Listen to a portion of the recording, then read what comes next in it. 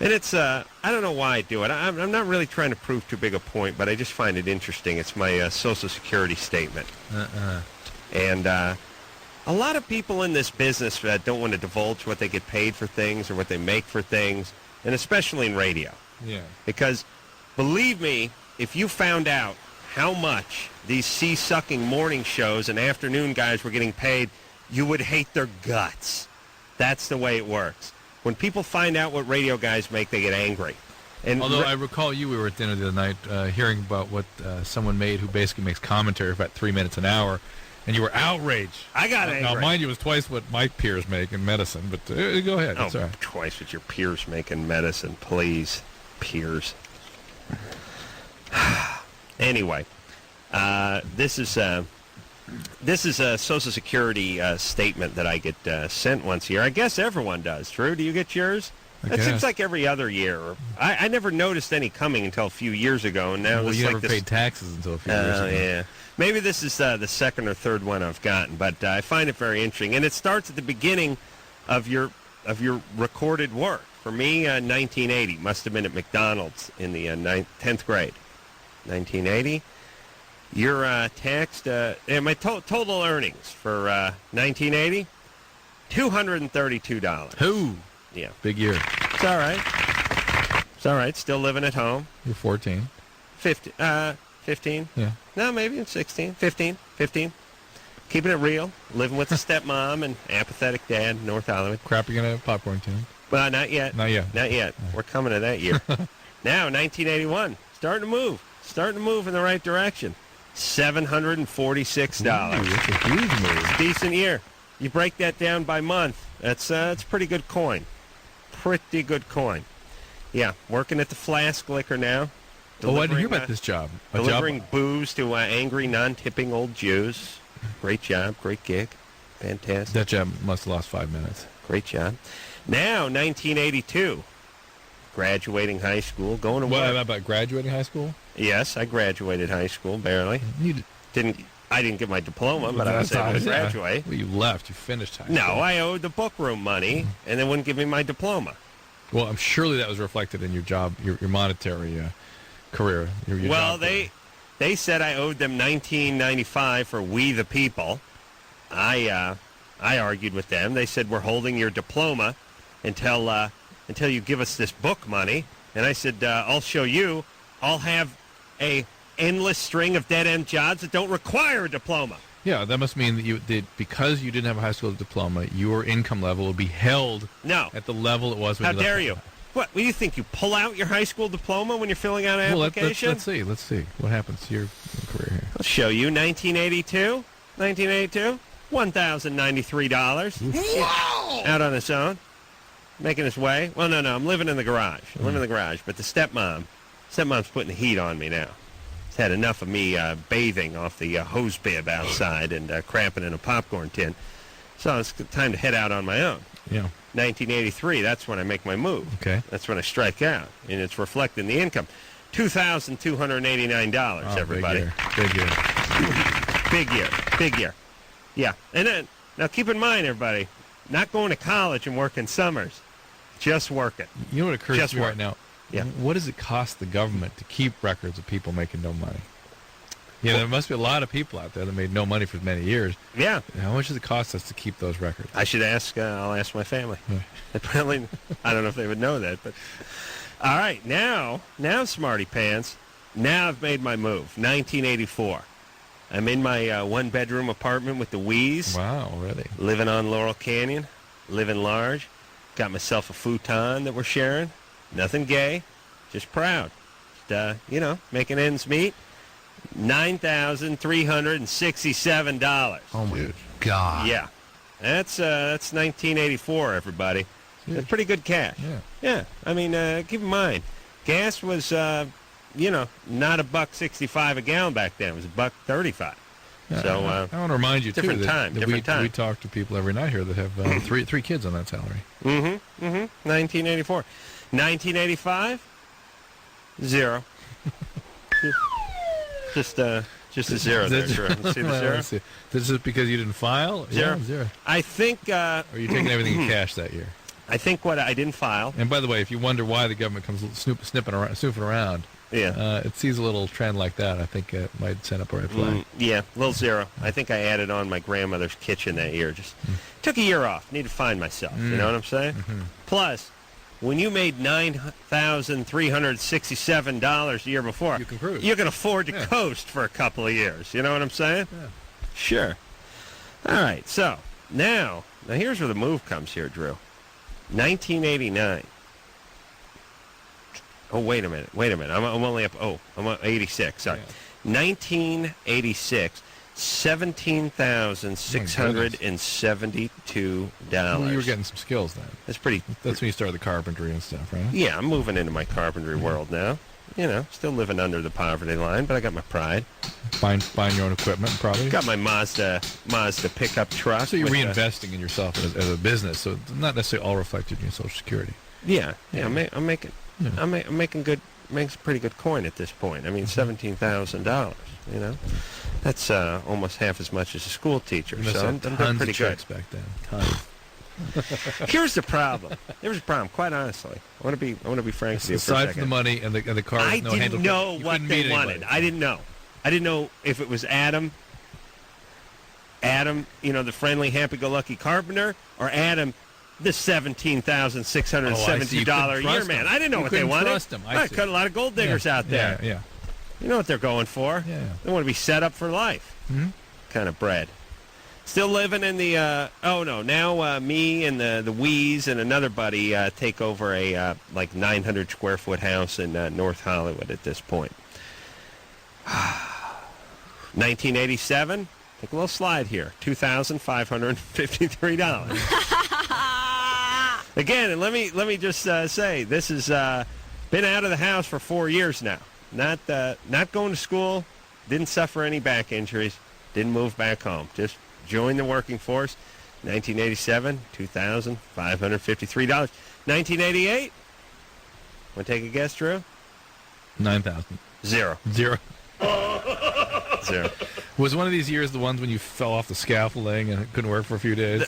No. Can we at least say that? No, I limped into work the next day. Okay. But here we go. And then we're going to take a little break and Zero. finish the rest of this off. Zero, 1988. I am an adult now. I've been living out of the house for 4 or 5 years.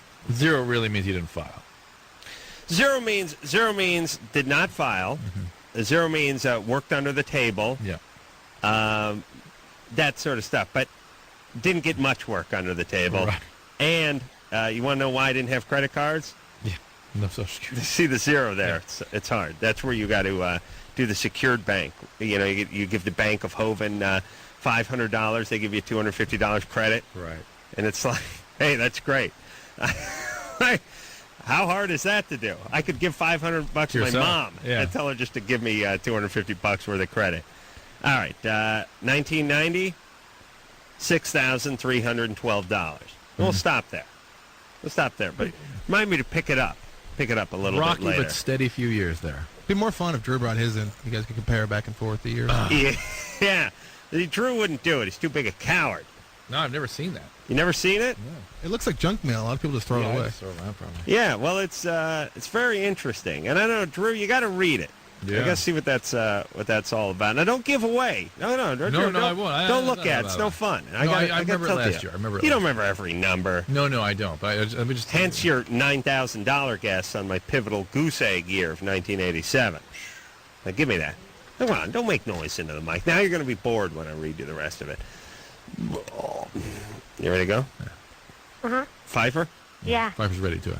You're 16? Yeah. What's up? Okay. Every single time that I make out with my boyfriend, he'll, push me off, or he won't even touch me unless he has a boner. I just want to know, is this normal? I didn't get that. What happens? He won't touch her unless he has a boner. Yeah, he won't even touch me. Maybe it's just that whenever he's, you know what I mean? Maybe he always has a boner kind of thing. Well, he doesn't want to make out. No, he won't even kiss me or anything. How old is he? 17.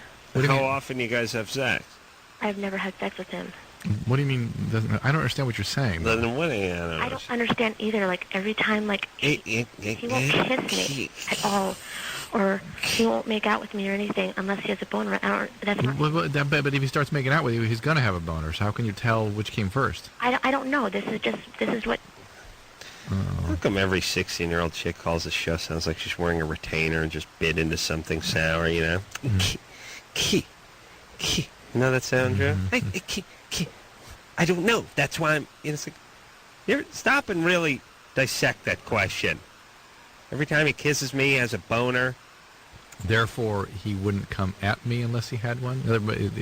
Yeah. He's got corneas too. Every time he kisses you, he's got a lot of things. Do you know what I mean? Yeah. Like, Pfeiffer. Yeah. What are you? Are you good looking or something? Not really. Okay, good. I like that answer. So we're trying to figure out whether he gets a boner when he's kissing you. Right. I don't know. You don't know. I know you don't know, but that's a... If he gets a boner when he's making out with you, then he doesn't only come at you when he gets a boner. He gets a boner after he's made out with you. Which is normal. Or like if he loses it, then he'll just want to stop. You're not doing anything with the guy but making out. I know, that's my whole thing. I don't understand. Do you talk to him about this? No, I haven't yet, and should I? I think you're misinterpreting what's going on here. I think there's something normal happening to him, and for some reason you're reading into it. Why are you spinning this? I don't know. I just wanted... What's wrong with you? He's got, I mean... He seems like a decent guy. He's not forcing sex on you. He's into making out with you, right? Yeah. And when he does, he gets a boner, which is normal. I mean, it's almost impossible for a guy not to. Yeah. So what's the big deal? Well, he'll... You sound like her now. What's the big deal? What's the big deal? Oh, my God. Yeah? You want him to stop? No, he'll stop, right, like, in the middle. Like, how long before he stops? How long before he stops? Like, I don't know, like 10 minutes. Yeah, maybe all I can tolerate. It's a fair amount of tongue action there. No, it's about my yearly quota there now. True, what do you got? 8 minutes? Good. Hey, Pfeiffer. Yeah. Are you, where's your dad? I don't know. You're a little angry at the guys, or you don't trust them or something? I just wanted to know. Do you have any guy friends? Yeah, I have a lot of guy friends. Do you ask them? No, I don't want to embarrass them. You're not asking a question that a guy can answer. And it's not a question we can answer either. Right. It's a non-question. You want to know, but what you want to know, what? What do you want to know? Why do guys have boners when they have sex? Why aren't you having sex with the guy? Because I just don't want to. That's good. Okay. That's good. That's excellent. Where's your dad? I honestly don't know. He left when I was 2. Okay, so you got weird trust issues here with guys. Okay. Because, listen, Pfeiffer, this guy's not doing anything. He's making out with you for 10 minutes, which is a fairly long make-out session. He's getting an erection, and then he's not forcing himself on you. And then just like every other teenage guy. Goes as far as he can, then he kind of gets less excited. Runs out of steam. He's a model citizen by Loveline standards. And you're trying to create some case against him, and you don't have anything to go off of. So just stop building a case against him and his boner. Okay. All right, you're angry at your dad. You don't trust your dad. You were hurt by your dad. That's your dad. This guy's not your dad. Okay? All right. Thank you. Yeah. I like that Pfeiffer. Yeah. She's like, all right. Yeah. Okay. Thank you, Mr. Corolla. Yes. Yeah. A little more of that would be nice. Yeah. Ariel? Is it Ariel? Ariel. Ariel. Ariel. Ariel. All right. Who cares? Yeah, go ahead. What do you want? Okay. I'm Chaldean. Okay, I don't know if you know what it is. That's a skin lotion, right? Yeah, I'm from Iraq. Yeah, but I'm Catholic. You're Catholic. Yeah. All right. When did you come to this country? In 1983. Okay. All right. Moved to Detroit. Oh, boy. My family moved from Iraq to Detroit. Only city in the United States worse than Iraq. Detroit. No, only city. Oh, yeah. It could still be a lateral move, Iraq. Detroit is a good place. All right, go ahead. Anyway, my family is very strict. Like, we're like Muslims as far as our culture, like towards women. And like I'm supposed to have like an arranged marriage or whatever, but I ended up having sex when I was 20 years old. Huh, that's not bad. With a black guy. Fantastic. That was a big deal in my house. That was a big deal? Oh, yeah. Well, they didn't know I had sex with a black guy, but they knew I dated a black guy. All right, well, we'll pay back. We'll pay back time. You declared a jihad on your... on my own family, right. On your dad, yeah, that's great. Right. And right. they didn't like this? Did they meet this guy ever? They met him, and they didn't like him. Oh, Not because they had no I'm feeling reason. so sorry for this poor guy. They had no reason not to like him. You know, you can imagine what he was dealing with? Yes, and I can... He's probably a good guy. Probably was. Yeah. Well, yeah, he was a good guy. He still is a good guy. Yeah. Right. No, not all right. We have one Arab caller calls once every 5 years. That's him, and he yells at me. All right, so you dated the one black guy. So now I dated the black guy, and I was sexually active. And, in my culture, we have arranged marriages. My brother got married like that. My sister, she's a year older than me. Yada, yada, just yada. got married. We got that, right? Yeah, yada, yada, yada. Anyway, it's a point in time right now. It's like, okay, my mom wants me to get married now. But I can't because I'm not a virgin anymore. Well, what? Whoever they're setting you up with won't accept you if you're not a virgin? Oh, yeah, they won't accept me. And we do the whole shindig, the whole bring out the sheets, let's see what's going on. Oh, really? Who does that? The family does. His family comes to my house when I get married. Well, okay, hold on. Dad. Have you found the young suitor yet? I mean, do you know the guy? Yeah, my mom has found me. If she's hot, Where's it will not matter to him. I don't want to marry him. Guaranteed. Do you know? I'm still interested in this black guy. Have you met? You have met him. Yeah, I have met him. What's he I do? don't like him. What's he do? He owns a liquor store. Oh boy. Well, listen. Let's be honest. I've said this many times, and people don't appreciate this, but some cultures are clearly better than other cultures. Let's face it. The ones where you denigrate and beat the chicks. Well, they're finally worse culture than our culture. I'm going way out on a limb and saying that here, Drew. Where you beat the ladies. Shut up, Drew. I'm tired of you listen. defending I'm not going to defend it. I'm just going to say cultures. people are beginning to analyze this in the terms of what they're calling normative abuse. Yeah. And some cultures make abuse normative. Yeah. And this is what that is. Yeah. Well. Like, if I left my house to be with somebody else. Yeah, listen, who wants to marry a guy from this? My ties to my family. You don't want to marry a guy from your culture because he's going to degrade you. No, I'm not going to say he would degrade me. My sister married a wonderful man. He did? She did? Yeah, my brother's a wonderful man, and he has a good wife. But I'm just not. Arranged marriages can work. I mean, well, my mom and dad have an arranged marriage. They were married for 36 years. My dad just passed away a month ago. Oh. And so, I know it can work. No, you kidding? So he met her old boyfriend. He That's how he died. Died of a massive corner. Yeah. Hello, I'm Lucius. Hello, Mr. Osama bin Laden. I'm Lucius. And he just fell over right on the floor. All right, Drew. How dare you make these stereotypes, Drew? Is that what killed him? Drew's laughing his ass. No, that's Drew, please. How dare you? Ariel? Yes. All right. I'm sorry for Drew's behavior. Yeah, I have a very political last name. You better be careful. I know. No, your dad. You're very what? I said I have a very political last name. You better be careful. Political. It sounds like saying My last essay. name's Arafat. Oh, really? Really? Oh, yeah, man. but I'm not related. I'm from Iraq. He's from Palestine. All right. Well, anyway, look, I do agree with Drew and you, and we've shouted that on this show many a time, which is arranged marriages last longer because when you're able to pick your own partner, you go to the dark side, the sick side oftentimes, and you'd be better off we just spun a wheel. Yeah. Look, our parents are trying to make an objective decision. There's no doubt that if you married this guy, it might last 100 years. But the point is you don't want to do this. Yeah. Okay? And let me say this. I don't know if you got the huevos to say this to your parents, but why did you guys come here? To be away from Saddam Hussein. Okay, so here's the thing. Everybody comes to this country, and yet they want to cling on to their culture, which everyone says is fine. I think it's ridiculous. You left your country because it was an oppressive culture, and you wanted this culture. So if you're going to do it, do it.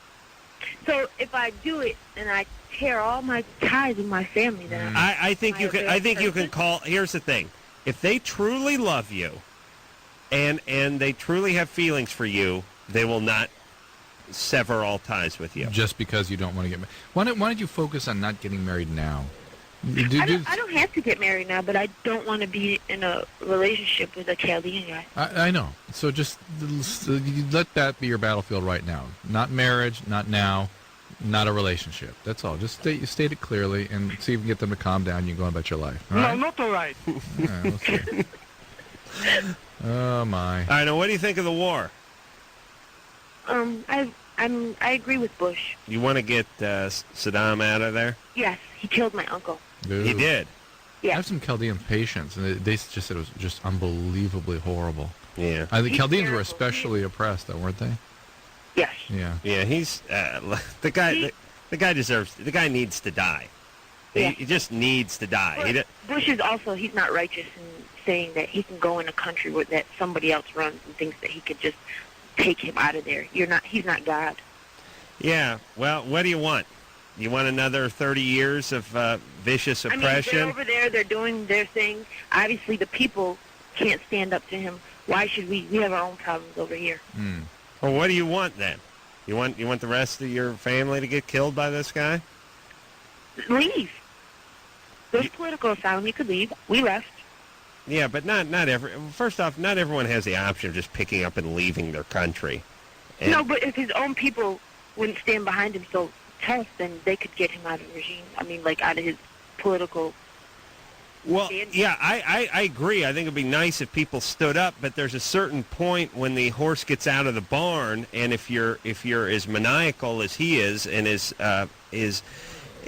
paranoid as he is, by all accounts, this is Saddam Hussein.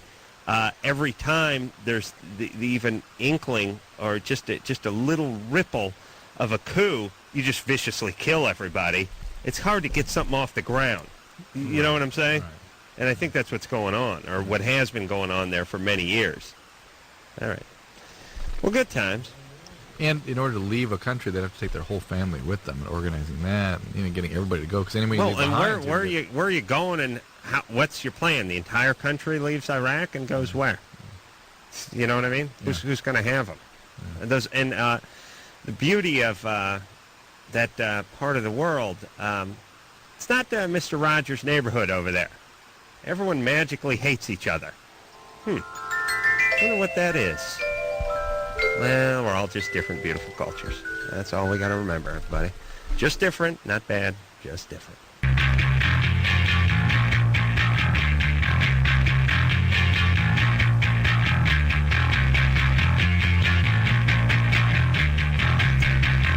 Hey, everybody, it's Loveline. I'm Adam. That's Dr. Drew. Did you take all those almonds to the office?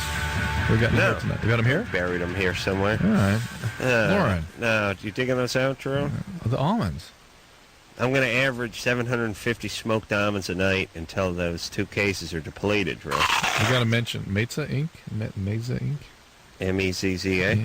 Yeah, they sent us all these almonds. But Drew, this sent us, it says $22 worth of almonds. You don't have to give a plug every single night. Well, but it was such. Listen, it's not the amount. It's the.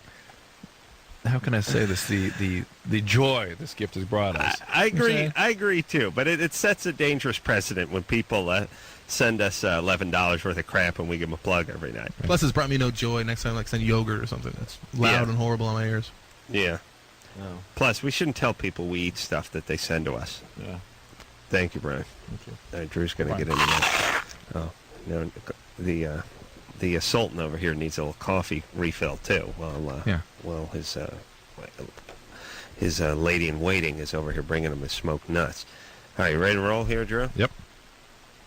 Kevin. Yeah. You're 17. Yeah. What's up? All right. Well, this girl I know, she has herpes and she wants to have sex, and I'm not sure like what the risks are and if I should or if I shouldn't. You know, there's a question I don't usually ask that I should, which is how long has she had it for? What was that? How long has she had it for? I think maybe like a month or 2 months. She's recently contracted it. Yeah. All right. Earlier on in the infection, people tend to be more contagious. Okay. They tend to have more frequent outbreaks, more robust outbreaks, create more virus.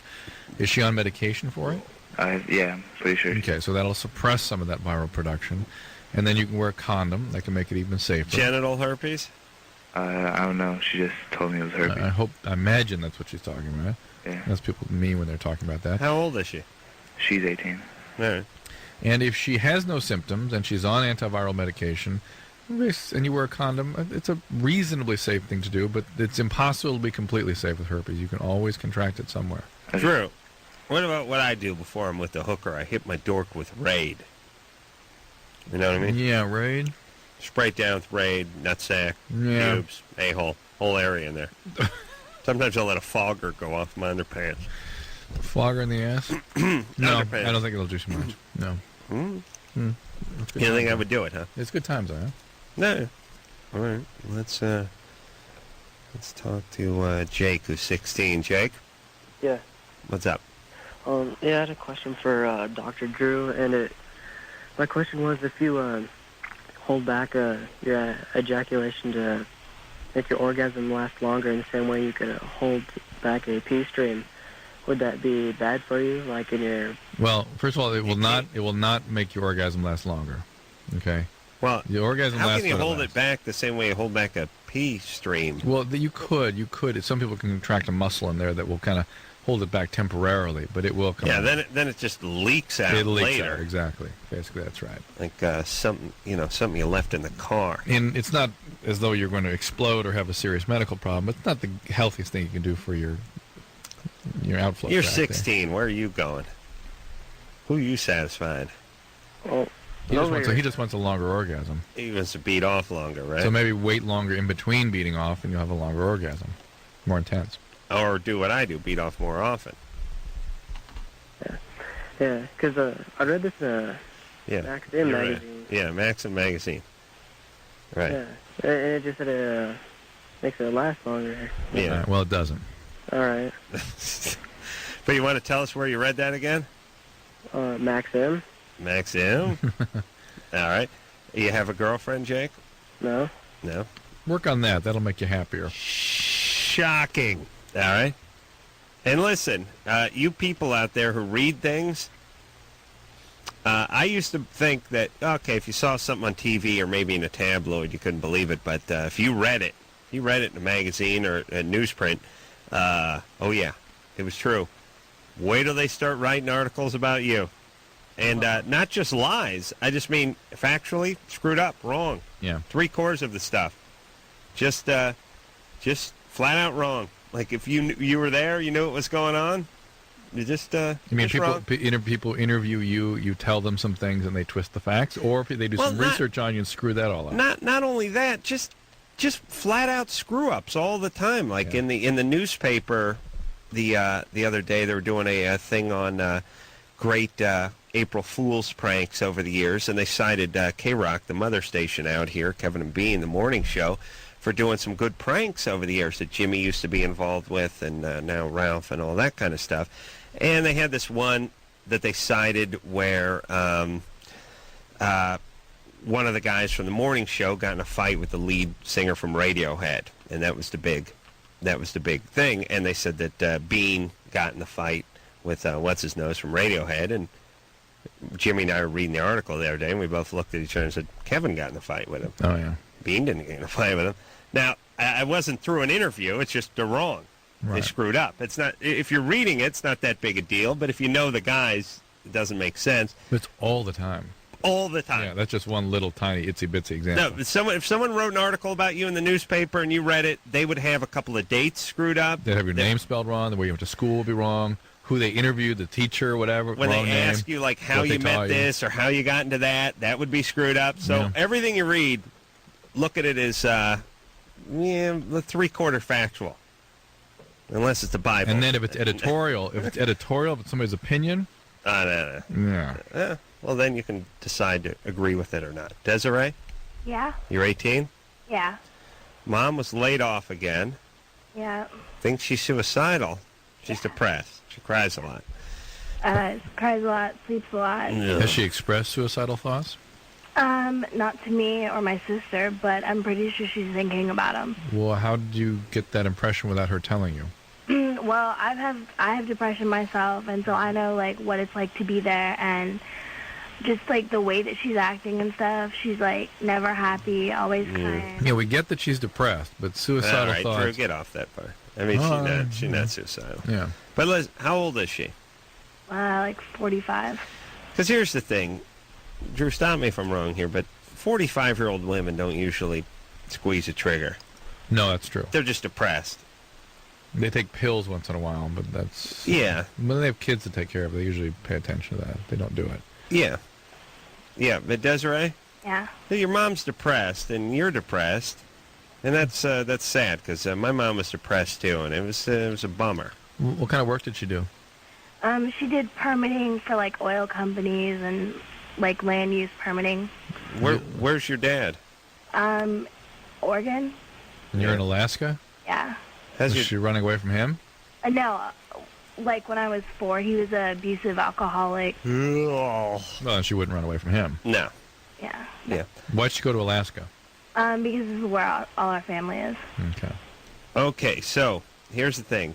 Your mom is depressed. You can try to get her to some help or suggest some help, but you cannot be responsible for her. And she should get help, but she doesn't have to suffer like this. But you don't have to suffer like this either, though. I mean, you're 18. Right. You planning on going to college or getting a job at a seal blubber rendering plant or something? I don't know what the big work is up there. I work at a daycare center. Daycare for seals? No, care for... I don't understand. I don't understand. Let's move on. Do you work daycare? You have a good job? You like it? Yeah. You like the kids? I love the kids. Yeah. No, that's nice. Okay, so listen, if you got a job where you love the people you work with, or work for, or work on, that's pretty good. See, Adam has trouble at 18. empathizing if someone is not describing an experience that he's had. And when he was depressed, he hated his work. And that's what made it especially painful for him. Listen, Jackhole, I'm saying to you, Drew, that at 18 to 30, let's call it 18 to 25, 26, most young people have crappy jobs. Yeah, they just do. They work in the mailroom. They work long hours. They work as like assistants or receptionists or laborers or whatever, and their jobs suck. Yep. And if you got a job at 18 that you can go to that you really dig, you're kind of ahead of the game there. Yep. So Desiree. Yeah. And why don't you look at moving out of the house and getting your crap together? I am out of the house. I live down the road from her. Oh, okay. But yeah, well, the thing is though, is that she's on medication. She's on antidepressants. What's she taking? Effexor. All right. You know how much she's taking? I think she's taken 150. All right. That's a sort of an average / smaller dose. And you call her doctor and let him know that she's still, or she know that she's not doing well. See if they change that. She doctor. Come on, Drew. Get serious. All right. I think when we come back, I'm going to read more from my Social Security statement. Ooh, yay. Yeah. That's my total earnings for the year since I started working up until present. And I don't know where we left off, Drew. Was it 1988 with the big fat zero? Yeah. This kind of reminds me of the Andy Kaufman film when he gets up and reads, what was it, a Faulkner novel or something? Whatever. Yeah.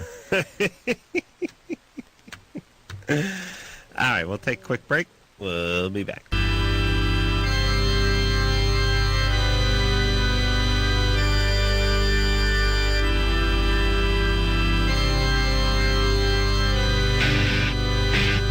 Hey, everybody, it's Loveline. I'm Adam. That's Dr. Drew. Phone number, 1-800-LOVE-191. So I was down at the Toyota Grand Prix of Long Beach. I finally get to racing this week, doing some practice. On the street? Yeah, the track is the street. Well, it's a bunch of streets that are barricaded off, the cement barricades. How was it? It was interesting. No, but it was interesting racing with cement. You know, the barricades are 18 inches off the track. You know, so if you get loose, you just hit concrete in a lot of places. So it's kind of hairy, but it was kind of fun. It was kind of fun going 110 miles an hour on Shoreline Drive, which is probably a 35-mile-an-hour street. You know, you get to drive on the public streets, and sometimes the signals are on too, so you get to go through. That's weird. You go through red lights. It's like a video game. Yeah, yeah. It really is like one of those video games, and like I said, those Grand Prix. Sort of like I guess Miami's probably a lot like it. Whenever they do a Grand Prix course in the city, all they can do is put up a bunch of cement barriers and then put a bunch of tires, like in certain corners and things like that. But it was fun. Buzz Aldrin ruined his car. Is that it? Is he out then once you run a car? No, gets another car. So your Social Security statement. Huge feet, that Buzz Aldrin. Big hands too, right? Big hands, big feet. I'm guessing big lunar lander. You know what I'm saying there, buddy? Yeah. The Eagle is landed. All right. I want to hear your numbers. Oh, my numbers. Yeah. I was thinking maybe we'll do that in the 11 o'clock All hour. right, that's fine. That's fine. Oh, so fast? We only got a few minutes here to take calls. Yeah, you're right. All right, let's go. Jill? Yeah. What's the matter, baby doll? You guys are gonna think I'm stupid. Yeah. My problem is that this kid that I know, he uses needles, and I've shared with him before. Shared needles? Yeah. Yeah, what drug are you guys using? Heroin. All right. That's not stupid. That's a serious disease. And I gave him... It's showing you how serious it is by how reckless your behavior has become. The drive to use the drug has taken over your even desire to survive. It's just superseded that. Yeah. I mean, I don't use it on a regular basis. Well, it's addiction. You don't have to use it regularly. Addiction is defined by consequences. Hold on. Any chick who's using the rig is addicted. Please. And using regularly is not what defines addiction. Addiction is defined by by consequences. Women don't take needles unless they're into it. Yeah. And I've been going to NA and stuff. Good. But, all right. I mean, a while ago, he shared with this one lady, and she has hepatitis B or something, but he cleaned the needle with bleach. Well, then, yeah, but that's not the needle isn't the problem. It's we draw up when you're finding the vein that pulls blood into the drug. Yeah. And that's where you get the virus. Not off the needle? Why not? Because you're pulling stuff Yeah, but up you would get it off the needle. Yeah, the needle. They clean it off. Yes, the needle also, right. Yeah, so it's better than nothing. Jill? Yeah. Why, you think you have it? I'm not sure. We gotta get checked, right? Was it B or C that she has, or both? I'm not sure. It's probably C. I mean, that's the IV drug users' hepatitis these days. Oh, okay. You can get vaccinated against B, and B usually you get sick when you get. So you haven't been sick lately, right? No. Yeah, C you just get, and the problem with C is that it causes cancer and things. And well, when did you find out about this? I don't know, not too long ago. All right. What's the matter? Beside this. Well, it's a heroin addict. Well, all right. Yeah. Beside that, huh? Well, I mean, you're heroin addict 16. It also means you're a trauma survivor. So she had something awful happen to her growing up, also, right? Mm-hmm. Yeah. What happened to you? My sister was a heroin addict, and she screwed over my family really bad. That doesn't seem like enough. How was your family? My family's fine. How is it that they had 2 heroin addict daughters? Yeah. Just luck of the draw? I guess. Anyway, okay. Listen, well, we got some Jill, insight. here's the deal. You need medically managed treatment. You've been going to NA. That's great. It's not been enough, and you've now because of the progression of your disease, in spite of going to NA, you've endangered your life. That means it's not working. It's time to get some real help, get some professional help, and in the course of that, get the hepatitis titers, see what the situation is with your liver. Maybe it's fine. B and C are treatable conditions. Well, they can be treated anyway. And but pretty much no one's going to treat you until you've been sober 6 months. So let's get with the program, get going. You're going to need to be in a structured environment for quite a while. All right. Well, good times. Justin? Hello? Justine. Oh, yes. Justine. All right. I missed the E there. Hello? Thank you so much. Thank you so much for taking my call. Thank you so much. What's up, Justine? All right. Basically, this is going to sound kind of ridiculous, but I have this friend that I met at a dance, and I got his number. It was just a school dance, and I called him, and we talked, and he's really nice, but he's really cool. He's one of those, like, perfect guys, and you know what I mean. Yeah, how old? Now, you're 13. How old is he? He's 14. He's 14. Yeah. Right. What's cool about him? What's perfect about him? Perfect about him? Black fingernail polish? He's just a total ladies' man. He's, he's the way he handles his peachy folder, the way he parks his chopperoo. Yes, he's a, poet, writer.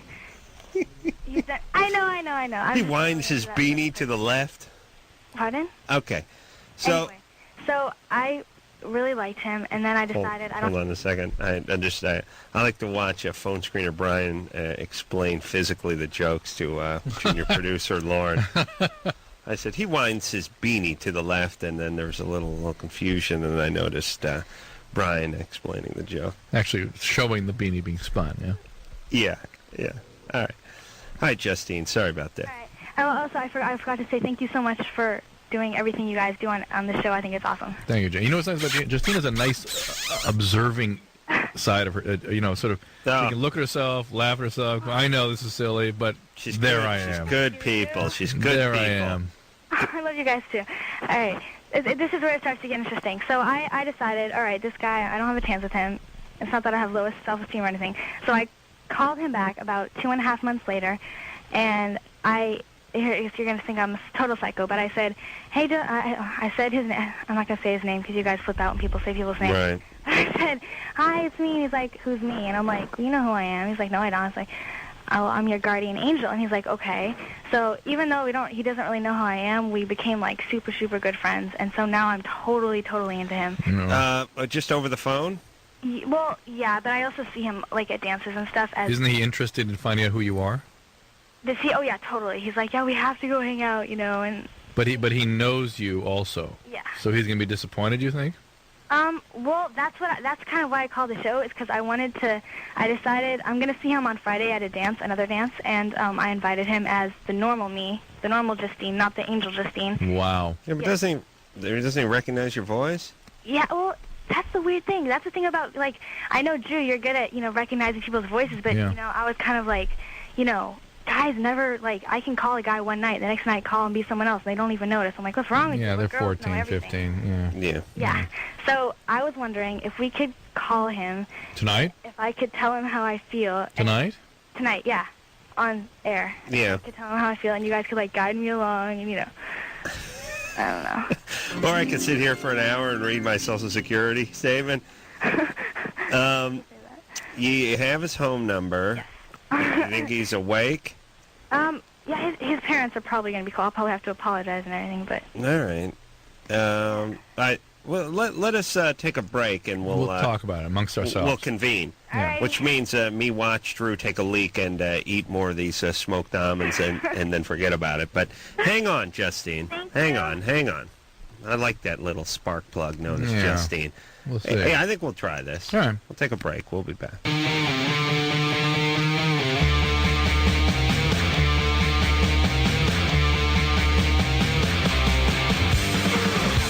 Hey, everybody, it's Loveline. I'm Adam. That's Dr. Drew. Phone number 1-800-LOVE-191. All right, when we left off, we're speaking to young, sparky little Justine. Justine is 13. We also have Joseph on the phone, holding, listening. Yeah, but we're going to talk to Justine for a second first. Now, Justine met a guy, liked the guy. Well, wait, no, Joseph's holding. You want to... No. He's holding. I don't care. Well, I'm going to spill the whole thing before she has a chance to talk to him? She was supposed to tell him. Well, I'm not... okay, I won't give it away. All right. But I want to talk to Justine because... you're saying Joseph can hear us? Yeah. Okay. Good point. Here's my point, though. I'm not so sure about this Justine. It's a little too confident here. Okay. Why is your plan to do this with us? What do you need us for? First of all, I listen to you guys all the time, and I just think you guys have a way of doing things that are special, like all the other hotlines. All right, good enough. That's all we need. I just need a little ass. Wait. Well, I'm. Know what I do? Just press. Try not to kiss up. Hold on, just okay. That's good. That's good. No. That's good. When I Here we go. That's good. There we That's go. good. There we Calm go. down. Okay. Joseph. Yes? Hi. Hey, It's Angel. I know. Did they tell you? Yes, I did. Who? What? I didn't tell him anything. Hey, Adam. Wait. No one told you anything. Well, no one told him. Okay. Do you know what you're on right now? Yeah, no. Okay. Kind of weird. Yeah.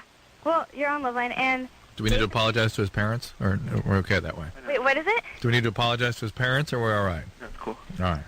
Hey, what's up, Adam and Drew? What's happening there, Joe? Joe, how old are you? How old are you? 14. She only hangs out with overconfident people, seems like. Doesn't it? Yeah. I don't know why we got 13 up there, but, all right, so go ahead, Angel. Well, okay. How should I... Wait, Adam. Yeah. Help her, Adam. How should I be original? Well, I'm a little, first off, I got 4 hours sleep last night, so I'm a little out of it. Secondly, I'm only so interested in what goes on this show, so I was only listening with, like, one ear. When you told me Yes. that Joseph knows you by 2 names. Yes. And what, well, should we tell Joseph those 2 names? Yeah, go for it. Okay, those names are Angel. Right, Joseph? As his Angel. Yeah. Okay. And Justine. Yeah. You know that is the same person. Yeah. You do. Now he knows, yeah. But did you know before tonight? Yeah, I did. You did. I thought I had you going pretty well for a while. Yeah, you did. Well, I did. all right, let's cut to the chase. Joseph, are you interested in Justine or Angel? Yeah. You are. Totally. You'd like to go on a date with her? I think you're just like, oh, I'm so happy. You have no... Well, wait a minute. But you guys have been talking for months now. Yeah, but she was afraid to always... I've liked you the entire time. I am, like, totally, like... Justine, don't give up the ship yet. Hold on a second. All right, Yeah, slow down. Yeah, relax here. We're just going to get you a My date heart's here. going kind of fast, and the hormones are just rising. Yeah. Hormones are rising, Joseph. Play the cards a little closer to the vest All right. there, Justine. All right, so Joseph, what do you tell us what you think about Justine? I think she's a really great girl. I want to meet her. It's just she never talks to me. She never talks to you? Yeah. Well, she says she talks to you all the time as Angel. I know. Well, yeah, she's called me on the phone. She never tells me that she never, like, lets me see her or anything. Mm-hmm. Do you guys go to the same school? No, we don't. Well, next year we're going to the same school. We're going to the same high school. Well, she was afraid that if she saw you in person, you would... She didn't know you knew her to be the same person. I'm kind of like chunky. Oh. No, she knew you knew who Justine was, but she was afraid that if you found out she was also Angel, that would be the end of that. Yeah, because I was kind of 2 different people. Like, Angel is me, and then for some reason, Justine, I just like... All right, but... Wait, Justine's not her real name. Angel's her real name. No, Justine's my real name. Okay. It's confusing. I know. I'm even confused. Okay, myself. quiet down. Yeah. Joseph. Yes. If you knew Angel and Justine were the same person, and you liked Justine and or Angel, why didn't you ask her out? I don't know. Chunky. Well, that doesn't sound like you're that interested. Yeah. I mean, yeah. Yeah. What is the answer to that, Joseph? Or you can just ask her out right now and get out of this. Well, I don't want to go out with him if he doesn't like me. What? Well, I don't Is know. there some special language or code they're speaking here? I don't like if he doesn't like me, if he's interested in like someone else or like it's not going to work out, then I wouldn't want to go out with him. Joseph, you seeing anybody now? No. You're not. Oh, yes, I am. Sorry. He's so quiet. Are you seeing Angel? No. Justine? No. So you have a girlfriend then? Yes, I do. All right, so it's not going to work with Justine. Right. Okay. Hold on. So how do I put him on hold, Drew? He'll go on hold right now. All right. Hey, Justine. Yeah. Bad news. Yeah. Well, I'm confused. Don't worry. Because at first he went, great, I really want, she never lets me see her. He was just taken by surprise. And then it's like, do you have a girlfriend? No. Well, yeah. Well, he just realized she may be listening. He's he gets his share around the block, you know. Well, you don't want to be around that, do you? No, I don't, but I don't know what he says that's true and isn't true. Like, all the stuff he says that makes you totally fall for him, you know, so... Like what? Like I have a girlfriend? No, just things that make you like a person. All right, well, listen, I'll tell you what we're going to do. Yeah. We're gonna get to the bottom of Joseph in about 20 seconds. Okay. And then whatever answer he gives, that's like a judge. It's binding. That's final. All right. You must adhere to whatever his answer is. Joseph? What'd I do here, Drew? Joseph? He's on. Yeah, hear him talking in the background. Yeah. Wait. No. Joseph. Hold on a second. No. Okay, Drew, where's the show going? Really? All right, I'm putting Joseph on hold. You can put her on hold, too. All right, everyone's on hold. Justine. Yes. Okay. Joseph said he had a girlfriend. Okay. And he said he couldn't go out with you because he has a girlfriend. Okay. Okay. You can no longer pine for Joseph. Okay. You can't call him up as a mystery date or anything like that. Yes, I know He's back? You're. I don't care. Well, let's just get just one clarity. Come on, just one time. Get it real clear. He just got the. He just said it. I feel very unclear about that. You're talking about Justine. Anyway. Oh, who cares? All right, Joseph. Yeah. All right, you have a girlfriend? Yes, I do. No, you don't. Yes, I do. You do. Well, What's her name? Danielle. Okay.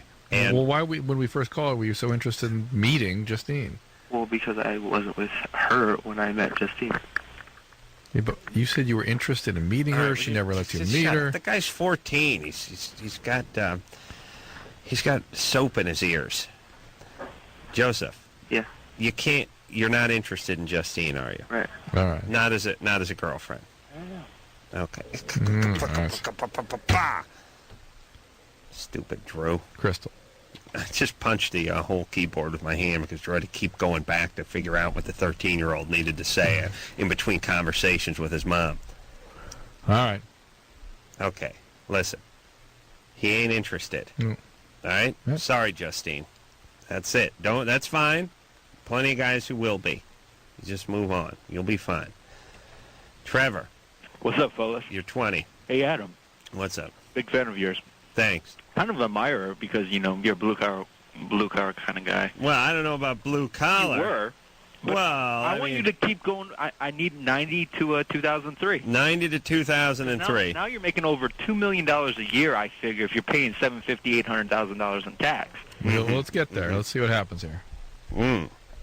All right, so quick recap. I got my Social Security breakdown. It said how much money I made every year since I entered the workforce in 1980. We just finished up with a 0 year, I think. Yeah. You're making about $27,000.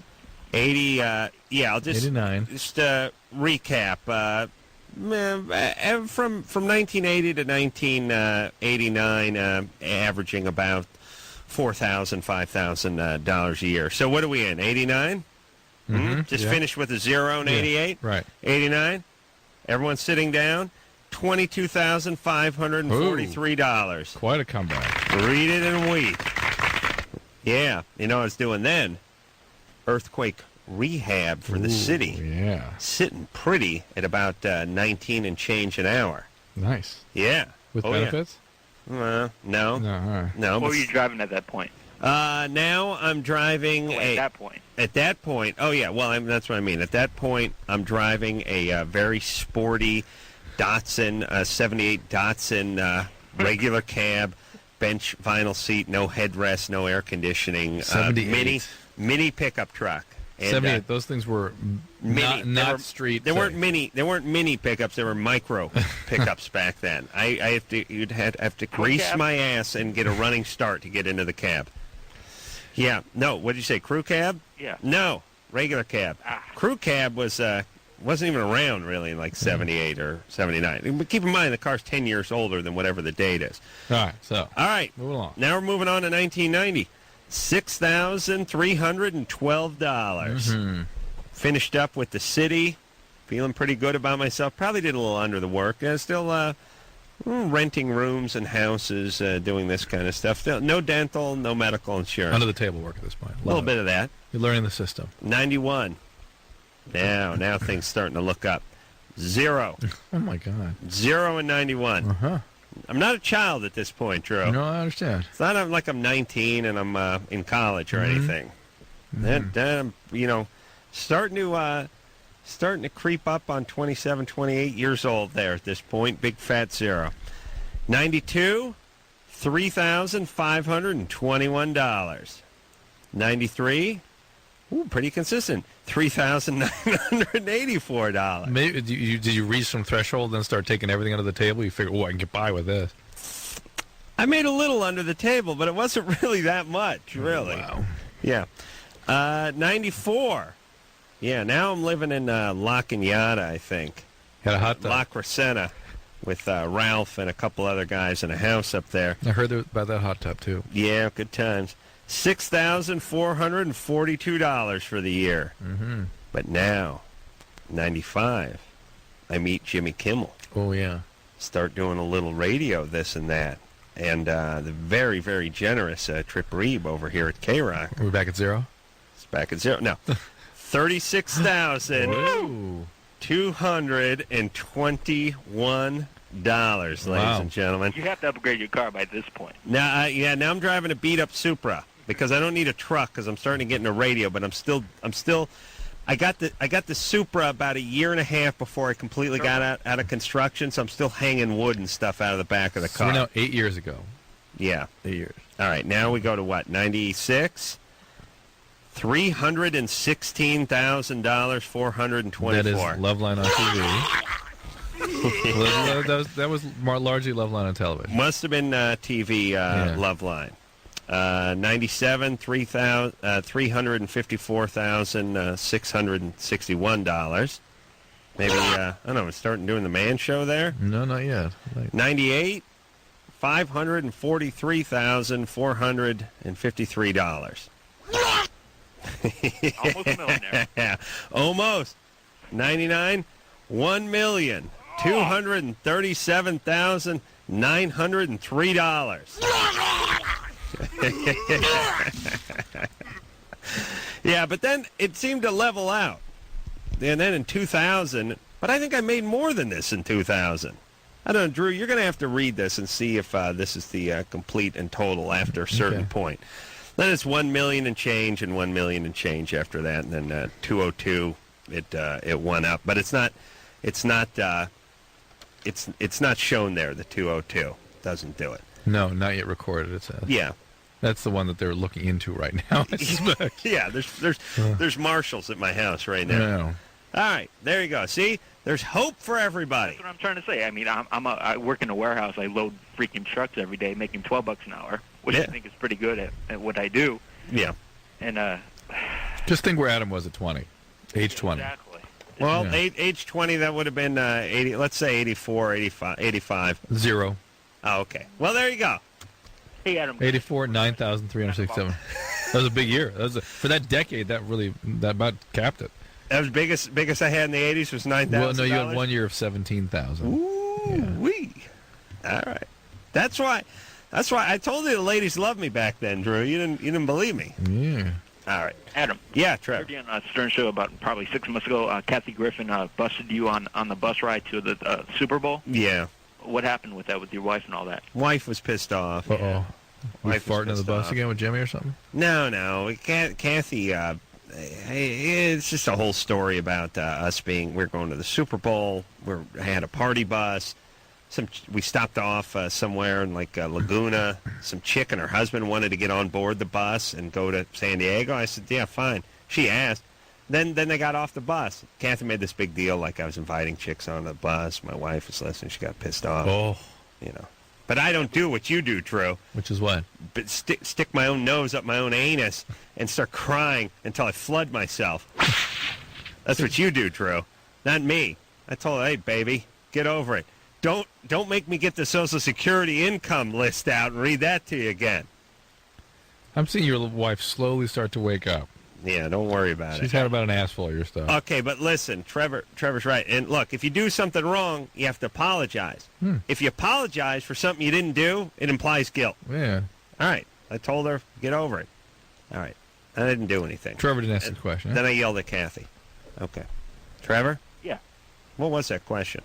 Oh, it's kind of funny, but my problem is when I'm in trying to when I do have sex, I have it feels like kind of like when your hand falls asleep. That's my door. Or is his penis disconnects from his body? It's not his penis. Huh? Maybe that's where yours goes, Adam, when you get that experience. You've said you've had that time when your penis doesn't belong to you. Yeah, that happened in one of those 0 years, I think. Well, I think where Trevor is right now. Oh, he's in his life. making $12 an hour. $12 an hour. That equals about $500. You don't get your penis back until. And, that goes a long way in Arizona too. I hear that. L.A., New York's a lot. No, it really doesn't. Yeah, but seriously, when you're making the kind of money I was just reading off here and living in Los Angeles, you're ass out of luck. Yeah. All right. I mean, what's your rent?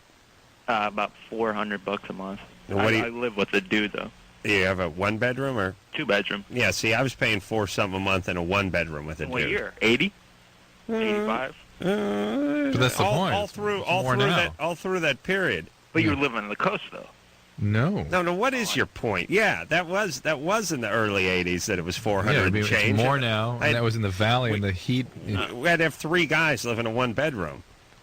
Yeah, so it's cheaper. It's better where you are. That's probably making $12 where you are is probably like making $18, $19 out here. Wouldn't you say? But at this point, I mean, Adam, would you ever imagine that you would clear $1 million in a year? No. I mean, all right, that's enough. I'm tired of my own success. All right, I don't know. Yeah, in fact, those sort of numbers must have been like unimaginable. What? You know, I mean, when you were Trevor's age, doing what you were doing with $3,000 a year, thinking $1 million. I mean, who is there such a person? No, those are just weird, crazy numbers you heard about on Entertainment Tonight. Right. Yeah, as it turns out, it's not squat for celebrities. We're angry. Don't worry. I can't live off this. We're angry? We, meaning the royal we. That's what I figured. No, you're angry too, Drew. You're outraged. Crystal? Yeah. You're 19? Yeah. What's up? I have a question. Mm-hmm. I have a couple intimacy issues. I wrote down a couple of things that I want to state. First, sometimes I think that sex is wrong, like even when I'm like trying to do it, and I feel that I'm sometimes more intimate, where I'm a little bit more liberal when I'm with people that just like random hookups or something. Right. That's a common syndrome that these sort of people sometimes feel that the sexual parts themselves are sort of disavowed or wicked, and the only way they can experience them if they're with people that they don't feel guilt around. Right. So I feel like if I'm dating a guy and I'm really liking him or something, if I get intimate with him, like, you know, I just feel like I'm being like dirty. Yeah, or right. Yeah, not so, Crystal. Get over that. Yeah. And also another thing is that I feel like, because I'm a virgin, but I feel like I have to like kind of hold that unless like no guy's gonna like me or something. Like I feel like I have to, like, there's like certain steps. Slow down. Where's all this energy coming from? I'm just nervous. That's all. I know, but you're 19. Yeah. You're virgin. Where's all these crazy thoughts? Are you religious? Yeah, I was growing up really religious. Okay. So I feel like there has to be certain steps. Like, did you have an eating disorder or something at one time? Do I have it? No. No. Okay. And what religion? Christian. Okay. And are you less religious now than you grew up? Yeah, I'm less religious now. You feel bad about that? Not really. Okay. Were your parents abusive in some way?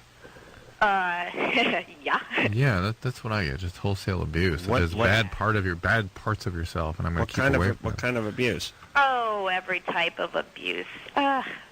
Physical, sexual, mental? Physical, mental, sexual. Oh, sexual abuse too? I thought you were a virgin. Yeah. Sure. Why do you get into that? You always do that. Yeah. If your dad F's you, you're still a virgin. When dad F's you when you're 4, you're not a virgin? No.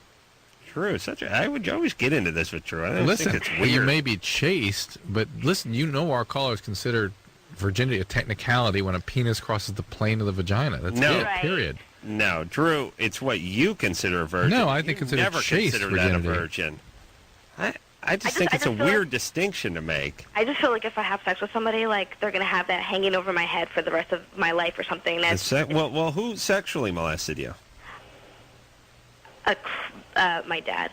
Your dad? Yeah. The super religious guy? Yeah. Oh my God. All right. Well, look, I was just watching the whole thing last night on the Green River Killer, who was killing all those prostitutes up in the Seattle area, and he killed like 50 chicks, and he was proselytizing during the day with his Bible to everybody, and going to church and feeling all freaked out. Listen, sort of hyper religious is a mental disorder. It's a mental disorder. It's a confusing mental disorder. It's better when the person just does that thing all day long with the Napoleon hat on. But your dad was just as sick as that guy. More sick. The other guy's quaint. Yeah, Napoleon didn't F his kids, as far as I know. Not the crazy Napoleon types. Right.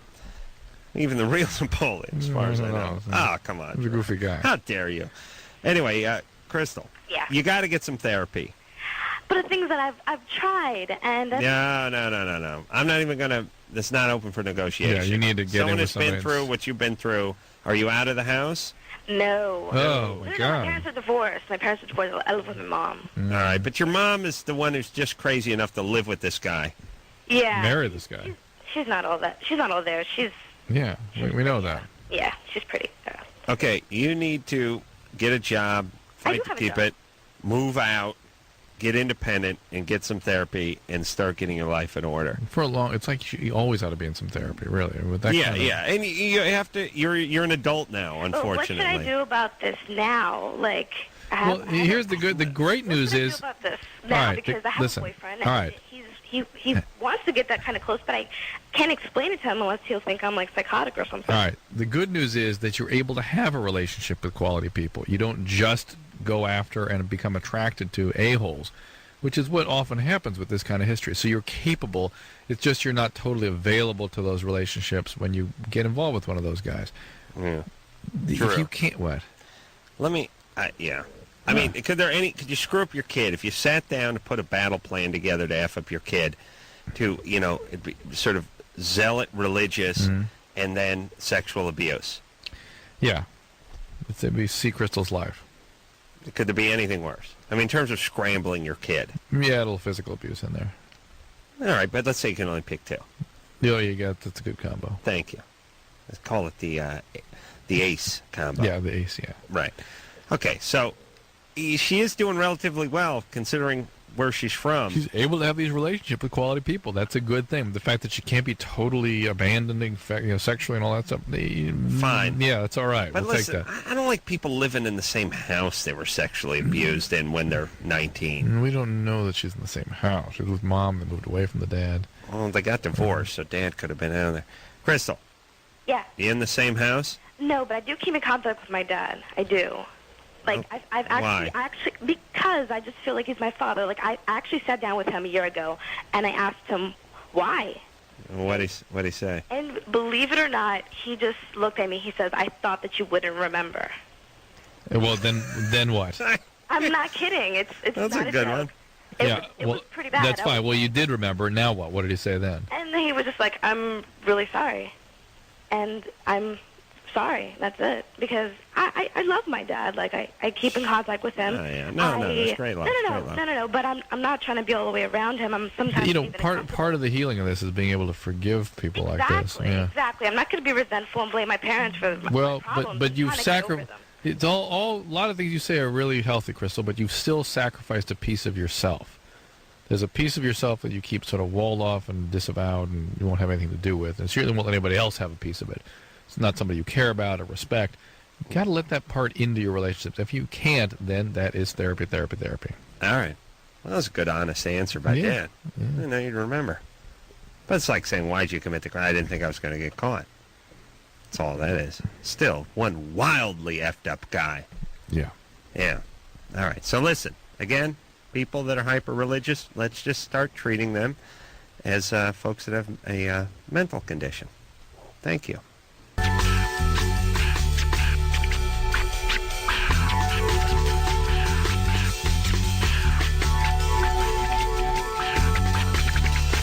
Hey, everybody, Loveline, madam. That's Dr. Drew. Phone number, 1-800-LOVE-191. Anderson gave me the point with his elbow, but the way you were giving it to me with your elbow, I thought you were going to unfold the finger. Had an inch, sorry. See what I'm saying?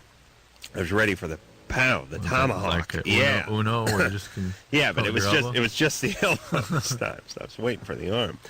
All right, let's get to the phones and speak to Ben, who's 19. Ben, yeah. What's up? Oh, not much. Just calling to, say both, first of all, that you are wonderful people. You're doing a great service for humanity here. God bless you, Ben. Oh, well, thank you, if I believed in him. But anyway, good man. Somehow it sounded depressing coming from Ben. But what's up? No, he's just a smart guy, Ben is. Oh, I was just, see, the problem is, I've been with my girlfriend for about 9 months, and Our sex life is great, except for the fact that she really likes giving head, and I cannot get off with it. Born gay. Well, what about life is to live gay? Can you enjoy it when she does it? Oh, it feels wonderful. Okay, do you have to get off?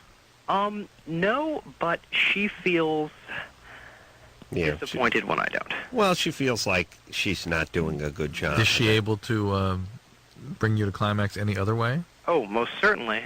Most certainly. Through manually and manually. How so? Wow, so manually, no problem. She gives you the hand, no problem. Yeah, and it's through really sex. strange, actually. Yeah, that's different because the hand is usually just sort of a what you get when you don't get the BJ or when you didn't pay enough. But yeah, that's always been my experience. Yeah, but not through the mouth. Well, listen, that's just your thing. And we came up with a little theory about guys like you, which is you're too passionate. Okay, I can see that. You gotta put it somewhere. You know what I mean? Like, if you're getting a BJ, you need to have intercourse. And you've got it in your head that this is how I'm going to have my orgasm. Oh, so I'm just romanticizing it, I think. Well, I don't know if it's necessarily romanticizing. It's just not what you want, yeah. Here's what I'm saying. If you were in prison and you had nothing but a glory hole, and someone said once a week you stick your dork through this hole in this plywood, and this chick gives you a Hummer, you'd figure out a way to get off. Yeah. But if you're in your bedroom and your girlfriend's naked and you keep thinking, the whole time she's giving you a BJ, you're thinking, I got to get in. Yeah. I got to get in. Yeah. You're not going to have an orgasm. Yeah. And that's not your optimal orgasm. True. It's like you don't want to waste it on the mouth. Is it? That's right. Yeah, you got the belly, you got the comforter, you got the forehead, you got the small of the back. All these places you could waste it. Why waste it in the mouth? But Drew, as a man of great passion, you sympathize, yes? Sympathize, yes. So, Ben, you're fine. You just have to explain to her that's not you. Okay. I'd also like to challenge Adam about something that he said a long time ago, ceramics. Yes. I know ceramics, and I'd like you to test me maybe, because all of the previous callers have been rather inept. Drew, please tell this guy he's gay. Okay. Yes, everyone wants Drew to tell you you're gay. I act, I do ceramics, I know I seem gay, but I'm quite straight. Yeah, I don't get gay. All right. How would one do a pinch pot? One would do a pinch pot by first starting out with a moderately moist piece of clay, and then get a little gay now. Sticking the thumb in and rotating around, pinching upward. All right, gay enough, fair enough. And how so? How about a coil pot?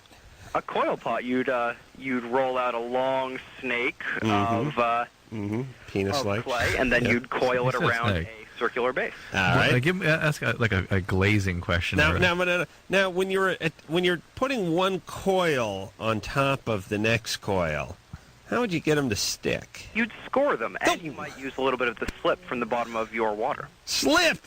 Did you hear that, Drew? Yeah. That's a ceramic term. Oh. You know what slip is? That's where your water is, I guess. Oh no, slip is the really, really wet clay on the bottom of your water. It's like the swampy stuff. Yeah. Disgusting. All right, let's see. Okay, Einstein, you're batting 1,000 so far. How about a slab pot? What you do is you take you measure out a circle, and then you get an appropriate size just slab of clay that you flattened out. You cut it, and you take it and you roll it into the cylinder. Score both.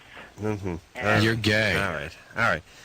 And a glazing question. Okay, well, that's the ceramics. The ceramic. Otherwise, just firing question. Okay. Raikou.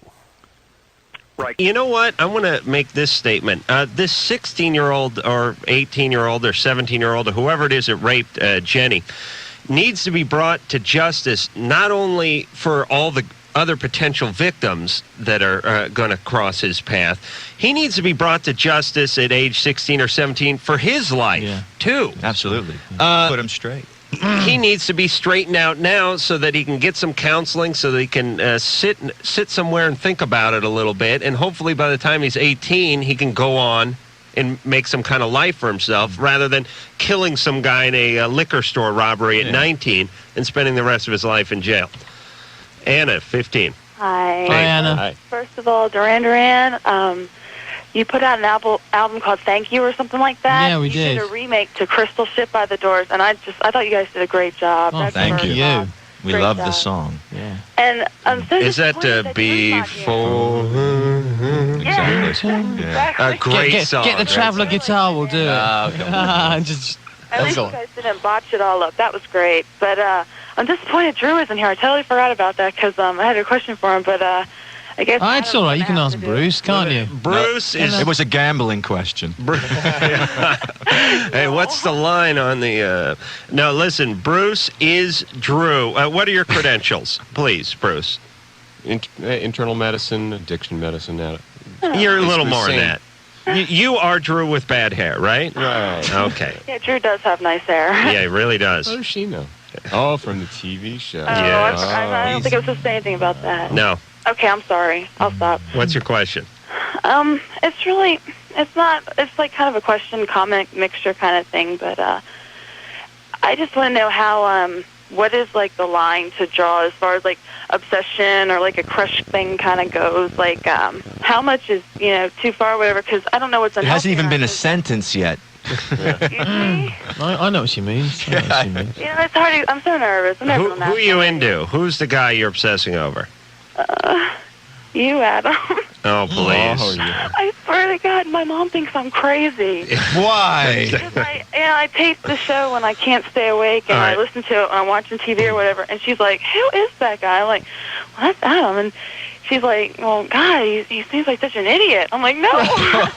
Did you hear what he just said? Yes. Did you hear how he just spoke to Jenny? I was He's so not an idiot. eloquent. Thank you, Warren. No, I mean, because sometimes, she doesn't like your little, Vagina jokes? love and stuff like that, because she's kind of conservative. All right, where's your mom? Let me talk to her.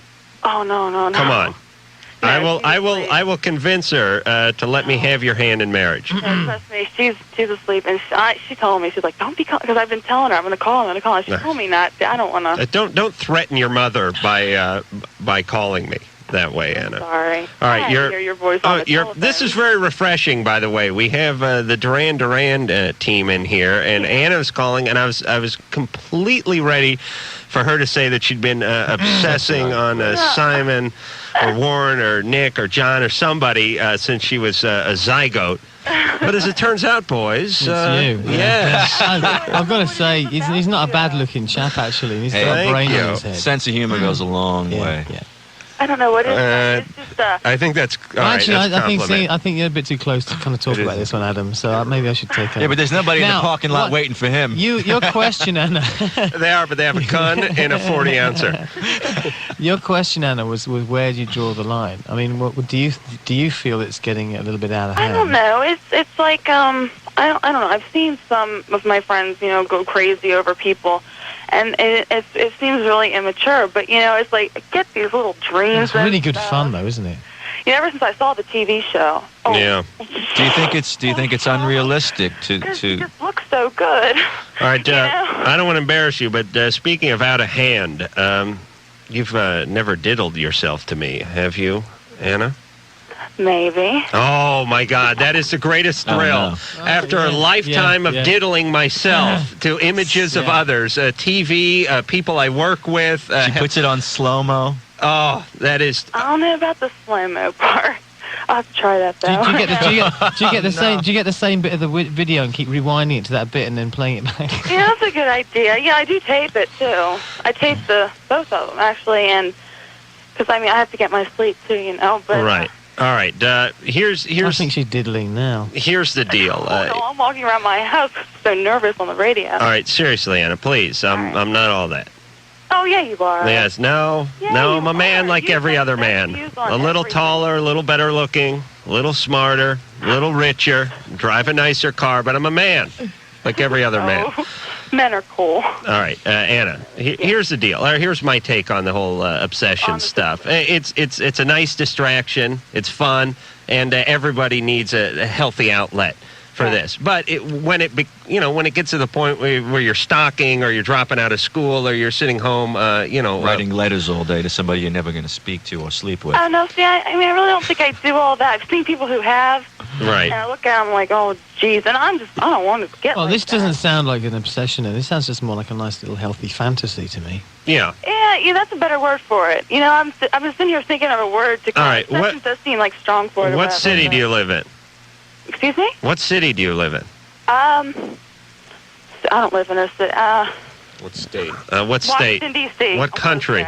Oh, in D.C.? I'm close to D.C. All right. I'm like a little... All right. Well, I was going to tell you to come down here and hang out some night because you'd be over it in a second if you saw me in person. But that's a long drive. Very long drive. All right, Anna. Yeah. I would say get knee deep into the obsession. Cut your hair like mine. You have cute hair. Wear the same cologne I don't wear. Yeah, do you have stubble?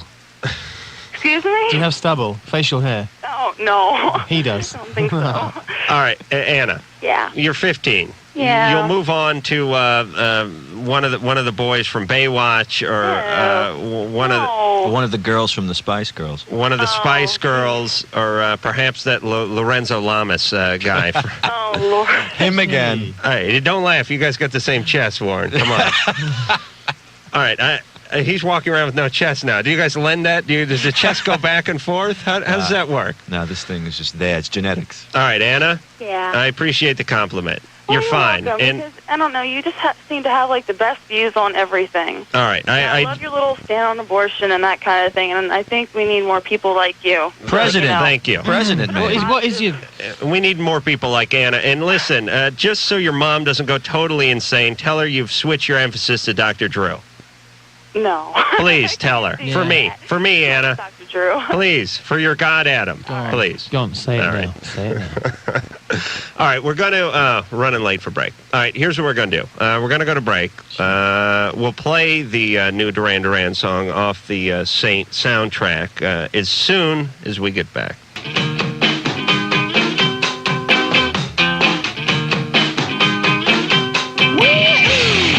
All right, Duran Duran, Simon Le Bon, Warren Cucurullo, and they got a song on the Saint soundtrack.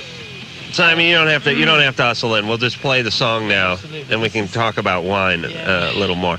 All right, the song is called "Out of My Mind," and it's off the Saint soundtrack, and it goes like this: "Out of My Mind." That is off of the Saint soundtrack, and Duran Duran sounding as good as they ever did. Thank you. Hey, you guys. I'm starting to fancy him a little bit, actually. I'll tell you, there's room for all of you.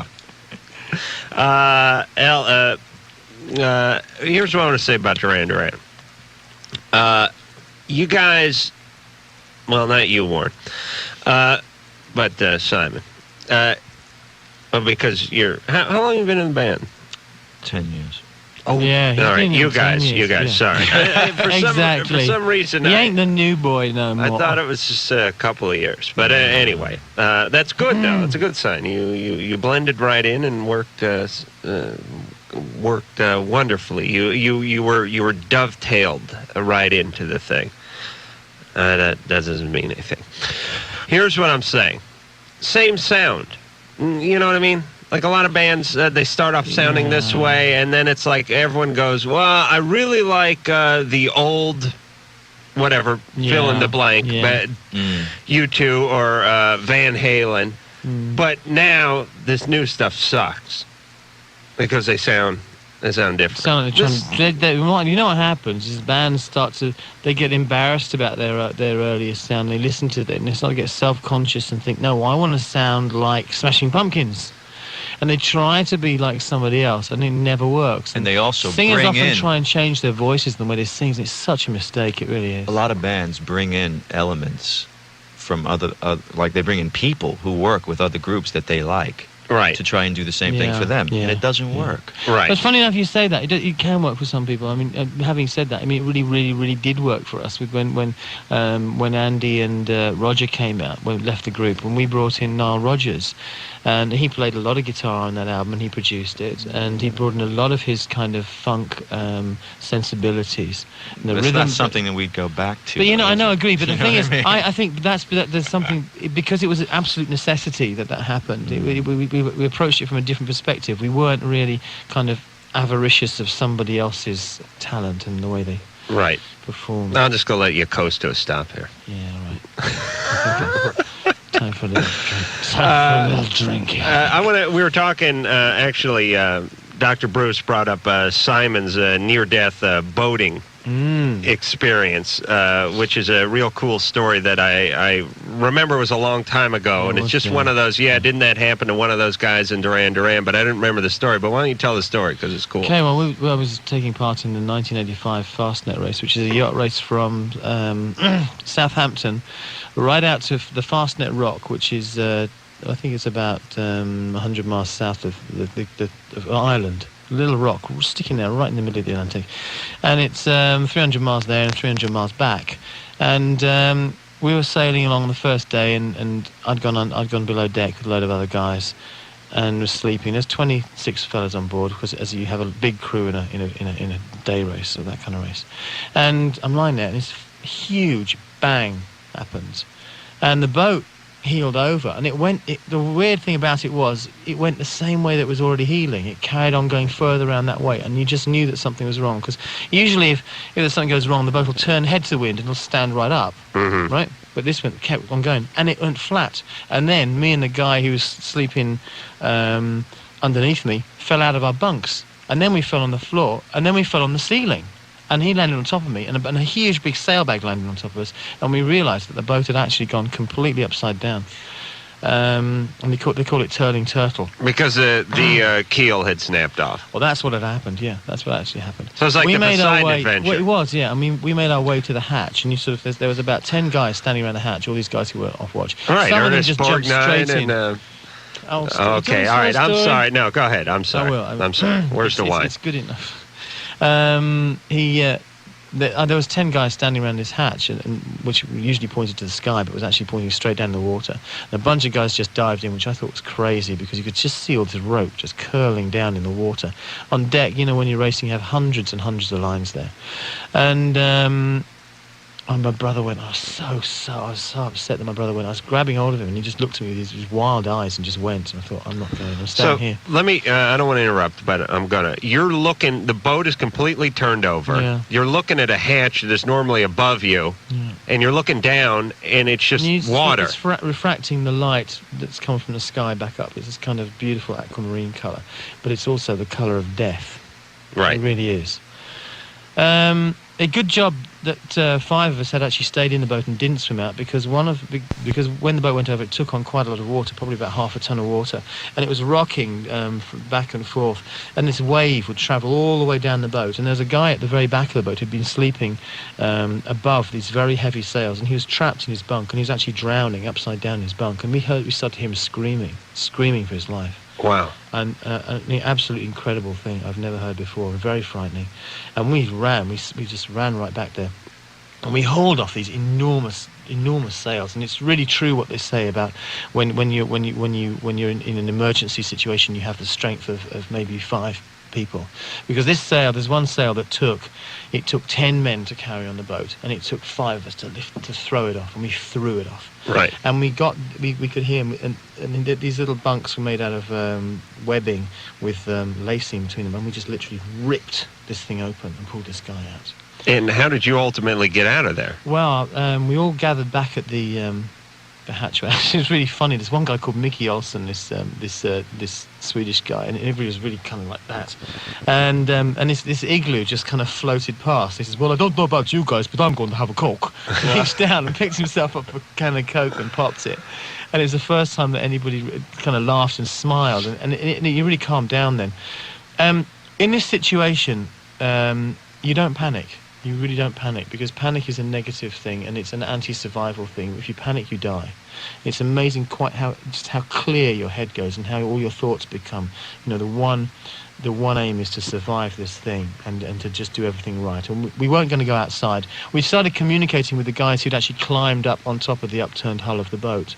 And it was windy up there, and we knew if we got up we were going to get wet, and it might be hours before we were rescued. Right. And so we stayed inside the boat. But you didn't have a fear that it would sink? Well, it was an air bubble. I mean, we knew there must be some kind of leaks. For a start, the toilet would be letting air out. Right.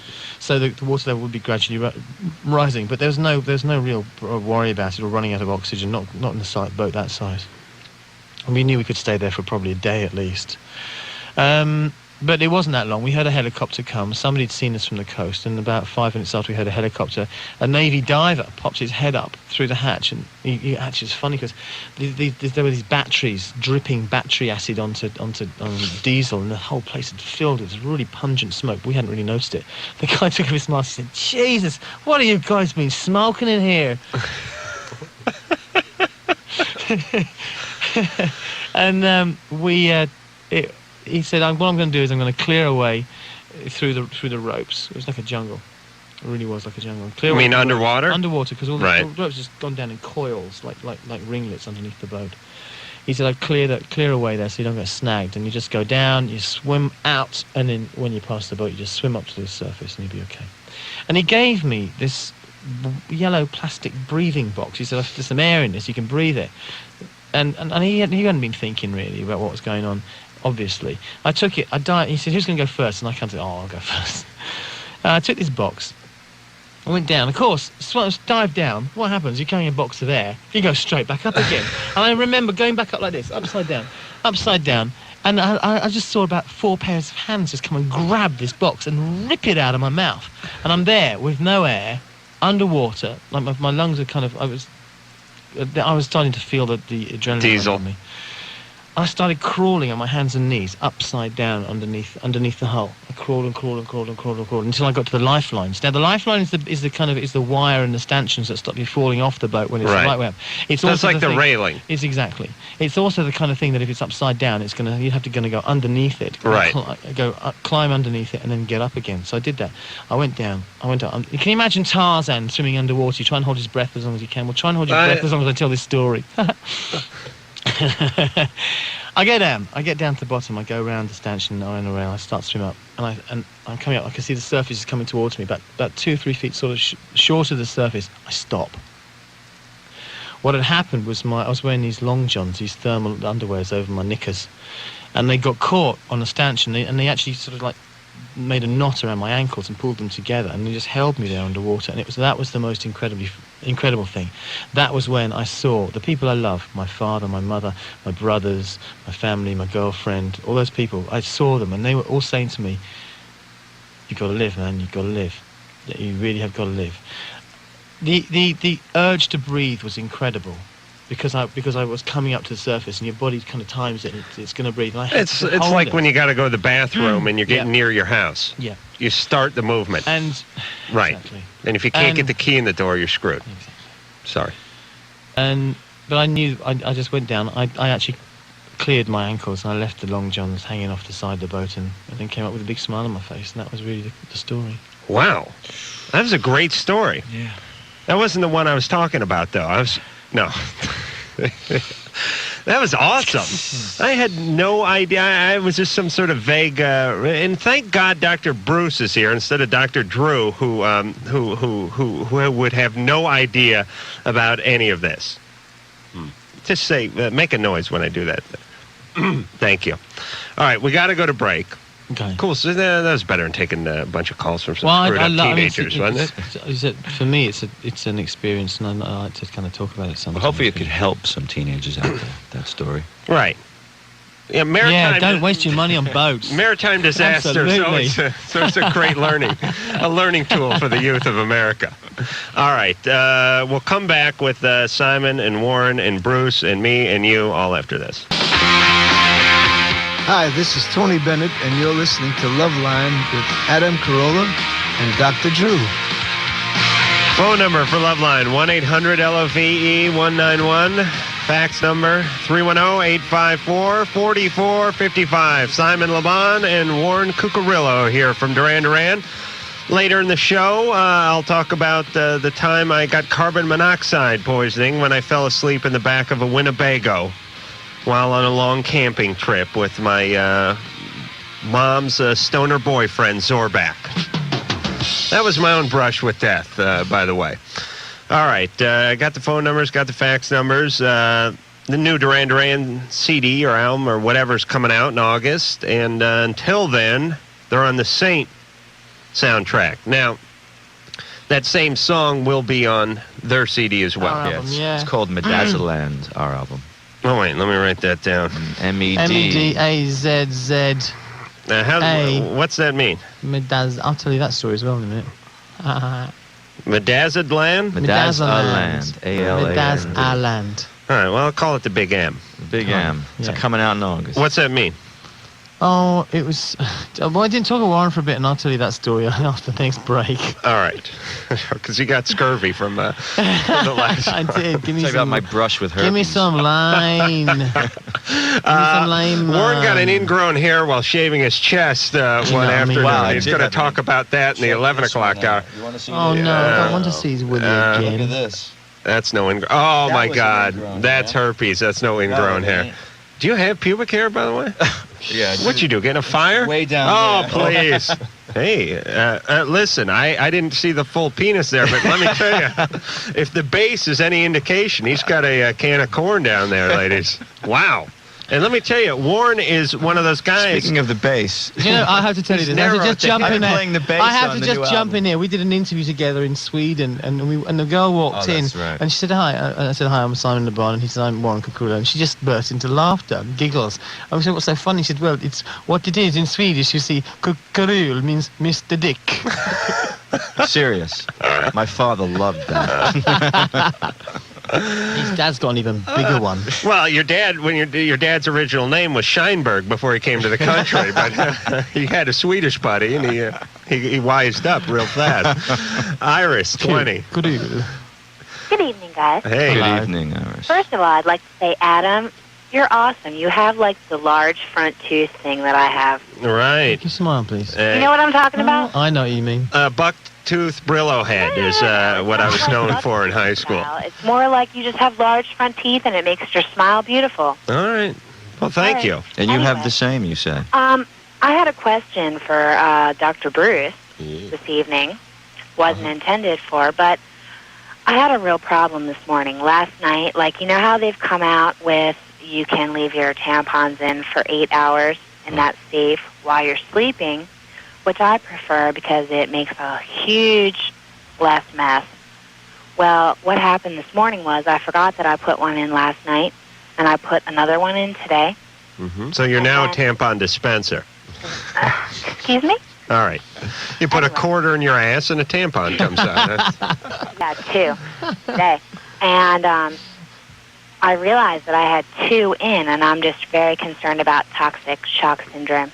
Okay, that's not anything to worry about in that situation. Toxic shock syndrome, was something. I had 2 of them in for like 6 hours. Well, can I ask you a question here? Am I allowed to? Sure. No, you're talking to the doctor. When you realised, did you take them out? No, I just left them in there to make salad. Of course I took them out. Hey, don't pop off to the big-time celebrity guest. I'm sorry. First of all, he's very vulnerable I was a big granny about in the early 80s. Right. He's very vulnerable right now because we just made him relive that near-death experience he had. Star of the show. I was afraid I had a near-death experience today. No, All right. No, you have nothing to worry about in that situation. Really? No. How do you get it out? Well, I have another question. How did you get it out? I pulled it out. Oh, really? Yeah. Yeah, so, I mean, So why doesn't the doctor? pineapple Why doesn't the doctor tell you what actually causes toxic shock? Yes, go ahead. It's a bacterial toxin that gets into the system and causes. Well, I'm clean as a whistle. Right, causes shock. So that's, in a situation like that, you have no risk of toxic shock syndrome. Great. whatsoever. I have another question. Right, you got a mini pad stuck in your ass, and what? My question is, this week is daylight savings times, right? I don't know. Yes, it is this Yes, it weekend. is. This weekend. I was curious about the bars because we're losing an hour, correct? Yeah. You know you're an alcoholic when you're factoring in the last call Because into there's the... a good disco night here in Baltimore, and I was wondering if I was going to, get cut an hour short. Or get an extra hour. Woohoo! Right. And if you put the tampon in that night, would it be 7 hours or 9 hours that it was in? Please, Iris. Iris, bring a flask into the goddamn bar, please. Oh, for Christ's sake. Raven, 16. Raven? Hello, Raven. Come in, Raven. Maybe Raven's sleeping. I wonder why. What name is that? Marianthe? Ah, Marianthe. That's like something out of L.A. Story. Marianthe. Thanks. Hey, what's happening? Hi, Adam. Hi.